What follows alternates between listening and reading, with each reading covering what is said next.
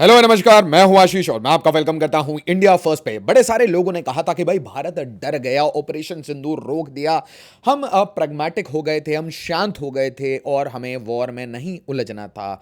हमारे ऊपर बहुत सारा एक्सटर्नल प्रेशर था, बड़ी सारी कहानियां बताई थी, but real reasons are out. और दोस्तों, मैं किसी पाकिस्तानी एक्सपर्ट को कभी कोट नहीं करूंगा क्योंकि मुझे पाकिस्तानी ही एक थर्ड ग्रेड कंट्री के एक फोर्थ ग्रेड एक्सपर्ट लगते हैं। तो I do not rely on one word of Pakistan और पाकिस्तानीज। जनरली ये डीजीआईएसपीआर के लिए ही क्रिटिसिज्म करके दिखा रहे होते हैं कि डेमोक्रेसी का शगुफा जिंदा है। बट हाँ, मैं इंडियन अखबारों के ऊपर ट्रस्ट करता हूं, मैं फॉरेन के ऊपर इसलिए नहीं ट्रस्ट करता क्योंकि वो अपनी अपनी गवर्नमेंट के गोद में बैठे रहते हैं। मतलब जिसका हमें ब्रेन वॉश करके बताया है गोदी मीडिया, अपेरेंटली पूरी दुनिया के जितने भी ये प्रेस हैं ये कहीं ना कहीं के गोदी मीडिया हैं।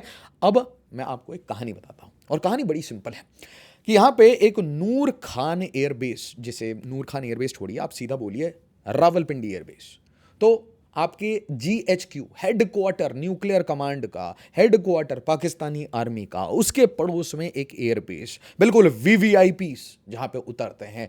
पड़ोस से आपके सारे हैवी एसेट्स निकलते हैं, जिसे चकलाला भी बोलते हैं। तो आपने चकलाला का चकला बेलन बना दिया, आपने उठा उठा के मारा है। और उसके बाद आप एक सेंटेंस ध्यान से देखिए डोनाल्ड ट्रंप का। ट्रंप क्या कह रहा था कि US averted nuclear disaster, Trump repeats India पाक ट्रूस। अब देखिए एक अब पाकिस्तानी एक्सपर्ट क्या कह रहा है। पाकिस्तानी एक्सपर्ट कह रहा है कि भाई देखिए, मतलब सारा ब्लेम अमेरिका पे मर देना बड़ा सिंपल है। अमेरिका ने बहुत सारा मदद लिया पाकिस्तान का, बहुत सारे पैसे भी दिए और इन्होंने कटोरा लेके बैठे थे। और अफगानिस्तान वॉर में असेंशली अमेरिका और पाकिस्तान मिलके सोवियत के अगेंस्ट और तालिबान के अगेंस्ट लड़ाई कर रहे थे। आज सब आपस में दोस्ती वगैरह करना चाहते हैं। तो आर्ग्यूमेंट ये है इस पाकिस्तानी एक्सपर्ट का, इम्तियाज का, कि भाई देखिए ये अमेरिका का नूर खान एयरबेस है, ये उन्हीं के कंट्रोल में है। देखिए Noor Khan airbase under American control, ये तो बहुत अच्छी बात है। ध्यान से एक एक आर्ग्यूमेंट सुनिएगा। अब जो मैं बोल रहा हूं वो ध्यान से सुनिए। हमारी इंडियन नेवी वो 36 वॉरशिप और सबमरीन्स लेके, ठीक है, वहां पे कैचम कैच खेलने नहीं गई थी मकरान के पास। आप जब भी ऐसे किसी ऑपरेशन में जाते हो, आप वॉर में जा रहे हो, आप अनडिक्लेयर्ड वॉर में जा रहे हो, you are getting ready for everything. अगर आपको याद हो, मैंने जिस दिन ये चैनल शुरू किया था सबसे पहली वीडियो थी how India called out Pakistan nuclear bluff. और ये न्यूक्लियर ब्लफ ये नहीं था कि भारत पे अटैक हो सकता था न्यूक्लियर, और न्यूक्लियर अटैक से डर के डोनाल्ड ट्रंप ने सब कुछ रुकवा दिया और हम बिल्कुल डिफेंसिव हो गए थे। Nothing like that. ध्यान से सुनिए क्या बोल रहा हूं। इंडियन नेवी एक पोस्चर लेके गई थी मकरान कोस्ट पे। इंडियन नेवी जिस पोस्चर में थी, 36 वॉरशिप आप फालतू में डिप्लॉय नहीं करते। आप या तो पाकिस्तान को काटने जा रहे थे, और अगर आप काटने जाते तो पाकिस्तान रिटेलिएट करता, तो आप एस्केलेट करते, और जब एस्केलेशन की बात आती है तो आप हाईएस्ट एस्केलेशन के लिए तैयार होकर जाते हैं।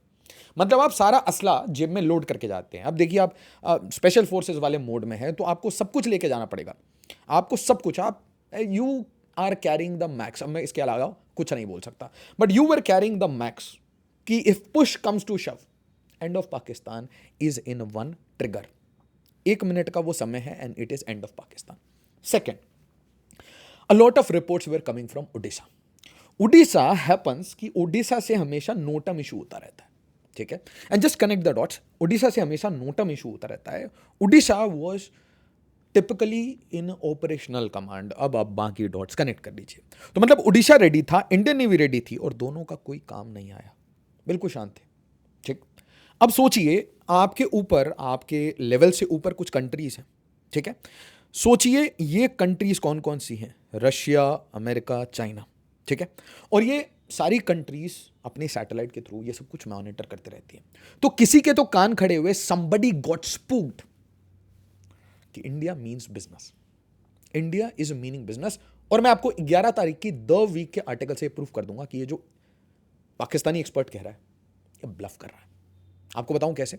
बहुत आसान है कि मैं पहले पहलगाम कराऊं और फिर मैं बोल दूं देखिए हम पूरी दुनिया के लिए भला कर रहे हैं। ये स्टेटमेंट्स देना बहुत अच्छा है। अगर हम इन लोगों को एंगेज नहीं करें तो क्या होता? It's very easy, it is to justify terrorism. भाईजान नूर खान बेस में आके गिरा है ये यस, अटैक हुआ है नूर खान बेस पे, ठीक है। और ये अस्सलाम वालेकुम, मैं हूं हसनैन, आप देख रहे हैं नया पाकिस्तान नूर खान एयरबेस। जहां भारत ने अटैक किया, 2 दफा अटैक किया, उसके बाद मौजूद हूं और यहाँ भारत की जानब से शदीद हमला किया गया और आप देख सकते हैं पाकिस्तानी निकल आए हैं, पाकिस्तान जिंदाबाद का नारा लगा रहे हैं, पाकिस्तान का परचम लेकर। अब ध्यान से सुनिए टेररिज्म को ये कैसे जस्टिफाई कर रहा है। Just to restore peace in Pakistan, it is for the world at large. Imagine if our brave armed forces, our soldiers, our officers had not engaged them, these terrorists would be roaming around in the streets of various parts of the world. So I think the world has to acknowledge Pakistan's sacrifices. अब ये देखिए And then, ladies and gentlemen, what he is accepting. We on 9th and 10th night, we decided to respond in a measured fashion to Indian aggression, and we had decided that at 4:30 in the morning after Fajr prayers, Pakistan armed forces, led very ably by our Field Marshal, Chief Army Staff sitting here, Syed Asim Munir, हाँ भाई field marshal, to teach a lesson to our enemy. But before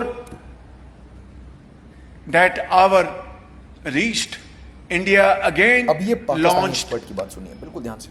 कि नूर Khan base पे जितने भी अमेरिकी तैयारे इब्तिदा में आते जाते थे, अब मालूम नहीं होता था कि उनके पास कार्गो क्या है, उन जहाजों में है क्या। वो पाबंद थे इस बात के कि जो भी चीज वो लेके आएंगे वजारत खारजा को और वजारत दिफा को वो जरूर मुत्तले करेंगे कि इसमें है क्या। लेकिन जनाब वो ये समझ बैठे थे कि शायद नूर खान बेस उन्हीं का हो गया है, मुकम्मल तौर पर उनकी निगरानी में है। और यही वजह थी कि एक मरतबा एक हमारे एयरफोर्स के अफसरान ने कुछ पूछने की कोशिश की वहां पे जो अमेरिकी मरीन पे जब सामान जहाजों से उतर रहा था, तो उनको कुछ शक हुआ। जब शक हुआ तो उन्होंने पूछा कि है क्या, तो उसने कहा कि सॉरी हम आपको ये नहीं बता सकते, तो हमारा अमेरिका का सामान है। तो जब हमारे अफसरान ने थोड़ी सी मुजामत की तो अमेरिकी मुहाफिज ने या मरीन ने। अब आप ध्यान से समझिए, शहबाज शरीफ की बात मैंने आपको क्यों समझाई। शहबाज शरीफ सबको, पूरी दुनिया को क्या बोल रहा था कि मैंने इनको पालतू इसलिए बनाया, पाकिस्तान ने इनको पालतू इसलिए बनाया, हमने फैक्ट्रियां इसलिए खोली क्योंकि हम अगर नहीं बनाते तो ये पूरी दुनिया में भटक जाते। मतलब ही इज जस्टिफाइंग कि क्यों ये फैक्ट्री बनाता है। अब सेकंड, ये जो सीज फायर या पॉज, हम इसे पॉज कहते हैं, बाकी सीज फायर कहते हैं। तो जो सीज फायर एंड पॉज है, इसमें पाकिस्तान का नैरेटिव क्या है। पाकिस्तान ये कहता है कि हमें रुकवाया गया, हमें रोकने के लिए बोला गया। तो शहबाज शरीफ ने क्या बोला कि भाई हमने टेरर इसलिए बनाया, हम तो अफगान जिहाद में मदद कर रहे थे अमेरिका की। और ये एक्सपर्ट क्या कह रहा है कि हमने इसलिए रोका क्योंकि नूर खान एयरबेस में अमेरिका की दखलंदाजी है, उनका सामान आता है। अरे भाई सामान तुम्हारे पूरे घर में आता है, सामान तुम्हारे पूरे घर में आता है, तुम्हारी पूरी कंट्री बिकी हुई है। But he is trying to justify कि ये जो सीज फायर हुआ था ये अमेरिकन प्रेशर में हुआ था, इसमें पाकिस्तान की जीत है, इसमें पाकिस्तान की हार नहीं है। अब समझ आया आपको। तो आप 3 नैरेटिव समझिए और क्यों हमें ये नैरेटिव नहीं पिक करना। ट्रंप कह रहा है कि मैंने न्यूक्लियर वॉर रुकवाई, इसका मतलब मैं हूं पप्पा। पाकिस्तान के एक्सपर्ट कह रहे हैं कि ये सारा सीज फायर इसलिए हुआ, ये सारा सीज फायर इसलिए हुआ क्योंकि अमेरिका के कंट्रोल में नूर खान एयरबेस है और अमेरिका बीच में इसीलिए आ गया, वरना हम तो जज्बे वाली कौम है, हम तो रुकते नहीं। पर मैंने आपको क्या बोला, we just called out their nuclear bluff. और वो न्यूक्लियर ब्लफ आपको एंड तक समझ आएगा कि वो किस लेवल की प्रिपरेशन पे हम बैठे थे। We were not ready for operation Sindoor, we were ready for operation good night. ये चीज़ जब आपको समझ आएगी, you realise, you connect the dots, कुछ सालों में धीरे धीरे धीरे धीरे सारा डेटा मुंह के सामने आएगा। पहले बता दे रहा हूं, India calls Pakistan nuclear bluff. अब ध्यान से समझिए हमें क्या सतर्क होना है। ये सुबह सुबह मैंने आपको इमेजेस दिखाई भाई, न्यूक्लियर स्ट्रेटेजिक बॉम्बर्स को हिट कर दिया है। पाकिस्तान कुछ भी कर सकता है। पाकिस्तान इन्हीं इमेजेस को डॉक्टर करके कल बोल सकता है कि पाकिस्तान ने ये श्रीनगर एयरबेस के साथ किया। मैं आपको मजाक नहीं कर रहा। आप देखिए 7 तारीख को ये कैसी फेक न्यूज़ चलाते हैं। इसीलिए इनके जो नैरेटिव्स होते हैं उनका बहुत देर तक, जब आपको नैरेटिव पहला मिलता है ना पाकिस्तान से कुछ भी, तो आप ये मत सोचिए कि वो एक्सपर्ट है। आपको उसको 10 मिनट, 15 मिनट, आधे घंटे, 2 घंटे सोचना पड़ेगा क्यों बोल रहा है, इसके पीछे क्या है। They are basically saying operation Sindoor हमने नहीं रोका, ऑपरेशन सिंदूर भारत ने नहीं रोका, हमारे को रुकवाया गया अमेरिका की वजह से, और अमेरिका की तो बात हम हमेशा मानते हैं, दुनिया मानती है, तो इसमें हमारी हार कहाँ है? Do you understand now? शिवरूर क्या कहते हैं? I am outside the Srinagar airbase, the only thing on fire here is chhola bhatura. तो इन्होंने श्रीनगर एयरबेस को आग लगा दिया था, उसके ऊपर खूब सारी न्यूज़ बना दी थी। फिर राजनाथ सिंह साहब को जाना पड़ा। डेमियन साइमन ये उसके बाद एक इंडिपेंडेंट तरीके से रिसर्च करते हैं और फिर बोलते हैं ये सारी कहानी गलत है। तो एसेंशियली ये है इनका गेम, चूरन बांटना पूरे अपने सिटीजन्स को। एंड ध्यान से, जो पढ़े लिखे इंडियंस हैं उनके लिए ऐसे न्यूज़ बनाना कि भाई एडिटर्स पिक कर ले, 2-4 आर्टिकल लिख दें और वो आर्टिकल को आप पूरा स्प्रेड आउट कर दो वीडियोस बना बना के। हम फंसते कैसे हैं? तो यहां पे आप समझिए कि इस बंदे ने खुद एक्सेप्ट किया है कि ब्रह्मोस से हमारी पिटाई हुई है, बिल्कुल पिटाई हुई है। कहां कहां पिटाई हुई है अब आपको समझ आएगा कि कितने नजदीक थे और क्या गेम था। तो हमने एक कहानी सुनी ना कि यार न्यूक्लियर लीक होने वाला था, एक हमने कहानी सुनी यार ट्रंप को लगा कि न्यूक्लियर वॉर हो जाएगा इसलिए उसने रुकवा दिया, एक हमने कहानी सुनी कि भाई इंडिया के ऊपर न्यूक्लियर अटैक ना हो जाए, एक ऐसे चांस थे कि वो मिसाइल मार देंगे उनको डर लग गया था तो अब वो सीधा न्यूक्लियर पे जाने वाले थे। बट रियल रीजन ये है कि इस बार इंडिया सारे आर्सेनल लेके तैयार था। इंडिया गुड नाइट पाकिस्तान बोलने आया था। आप 36 वॉरशिप बिना एक बॉम्ब ड्रॉप किए हुए, एक मिसाइल ड्रॉप किए हुए, आप सिर्फ दे नो, वो आपने देखा वाइस एडमिरल प्रमोद का, they knew what we are gonna do. तो आप यहाँ पे नाम देखिए, Noor Khan most strategic airbases, Noor Khan airbase, Chaklala airbase इसे बोलते हैं, या फिर आप रावलपिंडी एयरबेस बोल दीजिए। सबसे इंपॉर्टेंट जो 3 एयरबेसेस थे, नूर खान, मुरीद and Rafiki.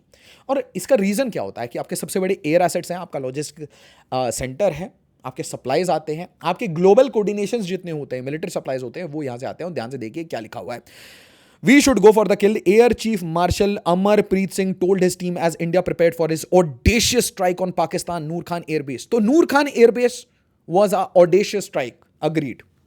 But Noor Khan Air Base America control करता है, इसलिए अमेरिका बीच में आया, ये झूठ है, ये झूठ है। Clear satellite pics shows extensive damage. तो ये स्ट्राइक्स माइनर स्ट्राइक्स नहीं थी नूर खान पे, दे वर एक्सटेंसिव स्ट्राइक्स। स्पेसिफाइड मैक्सार ने इसके ऊपर फिर से अपने इमेजेस निकाले और डेमियन साइमन ने अलग से इसे वेरीफाई किया। तो इंडिपेंडेंट है। अब ध्यान से देखिए, ये है द वीक, तारीख है 11, ये 9 की रात को मैंने आपको बताया था इंडियन नेवी अलग मोड में है, हमारे मिसाइल कमांड अलग मोड में है। दिल्ली के ऊपर इन्होंने एक मिसाइल डाल दिया था सिरसा में, जो इंटरसेप्ट हुआ था। एस्केलेटरी लैडर, इस बार भारत एस्केलेटरी लैडर से डर ही नहीं रहा था। इस बार भारत प्रचंड मोड में था कि कहां तक ले जाएगा, चल कहां तक चलेगा, कितने देर, how much, how long, nuclear आजा, और कोई धमकी, एनीथिंग मोर। हम जहां जहां मार रहे थे उसके पड़ोस में न्यूक्लियर बेसिस थे, न्यूक्लियर स्टोरेज साइट्स थे, उसके पास न्यूक्लियर पावर प्लांट थे। हम जहां मार रहे थे हम बहुत सोच के मार रहे थे। हम एक वार्निंग दे रहे थे कि इसके आगे थोड़ा लेफ्ट राइट भाई 3-4 मीटर इधर हुआ, 3-4 किलोमीटर उधर हो जाएगा। यहां से हमने ट्रेजेक्टरी 3 मीटर टेढ़ी कर दी, 3 डिग्री चेंज कर दिया, आपका पूरी ट्रेजेक्टरी चेंज हो जाएगी, 1.5 डिग्री में कुछ और ही काम हो जाएगा। तो ध्यान से देखिए, द वीक का ये रिपोर्ट बहुत ब्यूटीफुल रिपोर्ट है, इसमें भी कुछ इनकंसिस्टेंसीज हैं, वो मैं आपको क्लियरली बताऊंगा।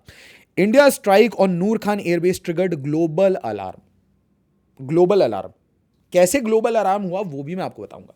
ये ग्लोबल अलार्म पाकिस्तान ने क्रिएट किया। जब ये हो गया उसके बाद पाकिस्तान ने एसओएस में 3 डिफरेंट रीजन्स को रीच आउट किया। एक थे यूरोपियंस ह्यूमन राइट के आर्ग्यूमेंट के साथ, एक थे मिडिल ईस्टर्न्स जिनको धर्म के नाम पे ओआईसी एक्टिवेट करना, और तीसरा अमेरिका जिसको ये बोलना कि आपके वॉच में ये सब कुछ हो जाएगा। तो why Noor Khan strike stood out, located in Rawalpindi 10 km from Islamabad, adjacent to Pakistan's military headquarters and near Strategic Plans Division Nuclear Command.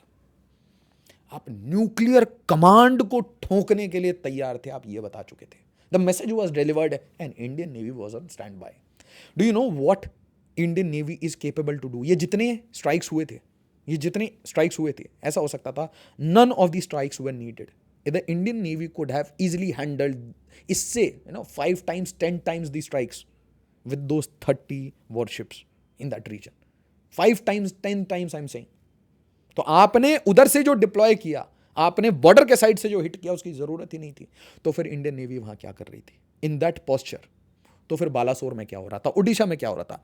तो यहां देखिए, adjacent to Pakistan military headquarter and near strategic plans division houses air refuelling fleet, national aerospace centre, former Benazir international airport, सारे special dignitaries, सारा मलबा मसाला जो कि अफगानिस्तान में जाता है, so called good and bad terror वगैरह में, सारा बहुत सारे गेम्स हैं, अब सारी चीज़ें बता नहीं सकता इस प्लेटफॉर्म पे। Impact of the missile strikes, eyewitness 2 massive explosions, flames rose from the airbase, area sealed by Pakistani troops. उसके बाद पता नहीं क्या क्या इसकी स्कैनिंग हुई है, रेडार स्कैनिंग हुई है, इनके सारे एयर बेसेस को स्कैन किया गया। अब देखिए यूएस रिएक्शन। तो एक साइड में ये भाई ताजमहल घूम रहे थे, JD Vance was visiting Taj Mahal, कह रहा था हमें कोई मतलब नहीं है, बट ये जो एस्केलेशन इतनी स्वीट हुआ, और इंडिया ने एस्केलेशन क्यों किया? जेडी वांस जब आया था तो तुमने हमारे अच्छे दिनों में, जब हमारा अच्छा टाइम चल रहा है, जब पिछले बार तुलसी गाबार्ड आई थी तो इनको दर्द हुआ था, इस बार जेडी वांस आया तो इन्होंने हमें दर्द देने की कोशिश की, तो हमने भी बोला चलो ठीक है यार, हमारा अच्छा टाइम चल रहा था, तुमने हमें परेशान किया, तो we'll give good time to you, we'll give really good time to you. Strike alarmed Washington due to proximity to nuclear headquarter, this is the real reason कि भारत रुक नहीं रहा, भारत किसी से पूछ नहीं रहा, there is no permission, there is no talk, ना पुतिन, ना नेतन्याहू, ना डोनाल्ड ट्रंप, और भारत मारे जा रहा है, मारे जा रहा है। करना क्या है, कैसे, और जहां जहां मार रहा है, बस आप 2 मैप लीजिए, अपने घर पे 2 मैप लीजिए। एक मैप में पूरे पाकिस्तान के जितने न्यूक्लियर साइट्स हैं, अलग अलग होते हैं, चाहे वो सिविल न्यूक्लियर हो, चाहे वो मिलिट्री हो, और एक साइड में स्ट्राइक्स, इन दोनों को ओवरलैप करिए, बस आपको पूरी कहानी खुल के समझ आ जाएगी। ये देखिए यही वो रीजन है जिसका डर था कि थोड़ा सा लेफ्ट राइट हुआ, और जैसे ही ये स्ट्राइक्स होते हैं आपके सैटेलाइट्स पिक करते हैं कि भाई इंडिया तो पूरे फुल मोड में है, मिसाइल्स आर रेडी, कैनिस्टर्स के ढक्कन खुल चुके हैं, Indian navy is ready, and the BrahMos is hitting their air bases left right and centre, nothing is been intercepted, कोई बचा नहीं सकता, कोई रोक नहीं सकता, except for one clear sentence कि मैं बचाऊंगा पूरी दुनिया को। और सोचिए आप उसके बाद पाकिस्तान की क्या स्थिति थी। पाकिस्तान ने सारी दुनिया को एसओएस कॉल तो कर ही दिया, साथ ही साथ डीजीएमओ लेवल पे भारत को भी रीच आउट कर दिया कि रुक जाओ भाई, अब रुक जाओ, डोंट डिस्ट्रॉय अस, गलती हो गई। और जब when they reached out twice to us, और उसके बाद पूरी दुनिया ने भी हमें रीच आउट किया, क्योंकि देखिए जब आप फोन करके किसी को बोलते ना यार बचा ले, देख यार वो मार रहा है, तो यार लड़ाई तूने शुरू की थी, तू बात कर, तू जब बात करेगा तो मैं एक बार कॉल कर दूंगा। This is what happens. ऐसा नहीं होता कि आप अमेरिका को फोन करो तो मैं किस मुंह से, मतलब ट्रम्प भी बोलेगा ना, मैं किस मुंह से मोदी को बोलूं, how can I talk to Modi, I can not talk to Modi. आप किसको बोलोगे, व्लादिमीर पुतिन को, बेंजामिन नेतन्याहू को? On what argument somebody will intervene? तूने भीख मांगा, डिड यू से सॉरी पापा गलती हो गई थी, कभी नहीं करूंगा, I want a ceasefire, I am so sorry. और शहबाज शरीफ से सॉरी नहीं चाहिए था, मिलिट्री से चाहिए था, बिल्कुल मिलिट्री से चाहिए था। और मिलिट्री के सामने खुल के बोला गया, मिलिट्री के सामने जब खुल के बोला गया, उसके बाद ग्लोबल लॉबिंग हुई। भारत तांडव नहीं, ये शिव तांडव स्तोत्रम जो आपने शुरू किया है, नहीं, the world can not handle. आज बोल दे रहा हूं, डाउनलोड करके रख लीजिएगा वीडियो, जब सही हो जाए तो बोल दीजिएगा बता दिया था। वीडियो को लाइक शेयर और सब्सक्राइब जरूर करिएगा। साथ ही साथ मेरे साथ कभी भी किसी भी तरीके की इन्फॉर्मेशन शेयर करनी है, मुझसे बातचीत करनी है, मुझसे जुड़ना है, याद से दोस्तों, मैं चाहता हूं आप मेरे से सारे प्लेटफॉर्म पे जुड़े रहें, ठीक है? किसी प्लेटफॉर्म पर भरोसा नहीं है तो टेलीग्राम, इंस्टाग्राम और लिंक्डइन पे हर जगह जुड़िए, और ये नंबर पे आप मुझे व्हाट्सएप कर सकते हैं। Anything you want to talk, 2-4 दिन का समय दीजिए मुझे, समय लगता है रिप्लाई करने में, but I will reply back personally. Video को लाइक शेयर और सब्सक्राइब जरूर करिए एज ऑलवेज। जय हिंद, जय भारत।